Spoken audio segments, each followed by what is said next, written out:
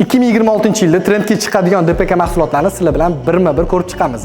Birinchisi, pol uchun mo'ljallangan DPK mahsulotimizni och seri rangi 2026-yilda trendga chiqadi. Birinchi sababi bu odamlar o'sha jigari bilan saro rangdan zerikkani. Ikkinchi sababi juda minimalizm ko'rinishda bo'lgani va hozirgi zamonaviy eksteryerga juda mos tushishi.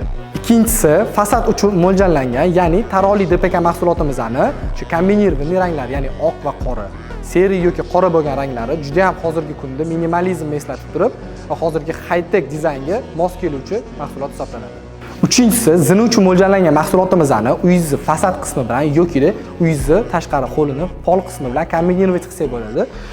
Biz sizga maslahat beradigan rangimiz bu to'q seri rang bo'ladi. Chunki birinchidan u kirchimoq rang, ikkinchidan uylarning fasad qismini xohlagan toshinglar bilan uni kombinirovat qilib ketsanglar bo'ladi. Agar video foydali bo'lgan bo'lsa, obuna bo'lib qo'yish esingizdan chiqmasin. Agar sizlarga ham shunaqa sifatli mahsulotlar kerak bo'lsa, pastki raqamlarga bemalol murojaat qilsanglar bo'ladi.